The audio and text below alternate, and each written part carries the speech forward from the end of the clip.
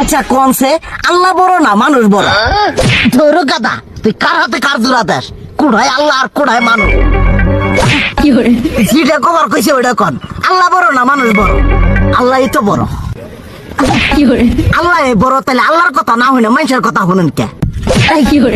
কি কইতাছস? কি আর আল্লাহর কথা মানে না মানুষের কথা মানে? হ্যাঁ, কি আর মানুষের কথা শুনেন তাই না?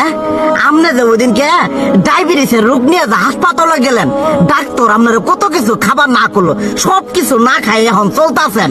তাহলে আল্লাহ যে আপনারে কইছে যে হারাম খাবার না, সুদ খাবার না, কই আপনি তো কাম কাজ বাদ দিয়ে এলাকার মধ্যে টাকা পয়সা না গায়ে খালি ওইলে দিয়েই খান, নিজেরা টেও হালাল ভাবে কামাই করেন না, ওই সুদ তো না করে টাকা করে লাভ আহে ওইলে দিয়ে দিয়ে চলেন আর পেটটা বড় বানাইছেন।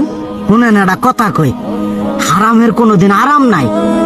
হালাল পথে রুজি রোজগার করেন, প্রয়োজনে এরা বেলা কম খায়েন, তাও শরীর পিণ্ডও ভালো থাকবো, কোনো রোগ বেদও হবো না, আরামও পাবেন, আল্লাহও খুশি থাকবো। তুই আমার এইভাবে বুঝাবি আগে কইলি না কে? আসলে এই বিষয়টা তো আমি কখনো মাথায় এইভাবে নিইনি যে আমাদের কখনো ডাক্তার নিষেধ করলে ঠিকই আমরা নিষেধ মানি, কিন্তু উপর আল্লাহ যে কত কিছু নিষেধ করে দিয়ে সেটা মানি না। আর এই যে হারাম পথে টিয়া পয়সা কামাই করতেছেন, শরীরের মধ্যে দুনিয়া রোগ ব্যাত হয়েছে, দেখা যাইতেছে যা টিয়া হারাম পথে কামাই করতেছেন তার তো বেশি টিয়া মনে করেন জ্বলে যাইতেছে গা বেশি। আজকের পর থেকে আমি আর এই হারাম সুদ খামো না, আমি হালাল পথে চলবো, হালাল টাকা পয়সা ইনকাম করবো। এতে করে যদি একবেলা কমও খাইতে হয় তবুও খামো, তবু আমি আর এই হারাম পথে চলবো না। আচ্ছা ঠিক আছে।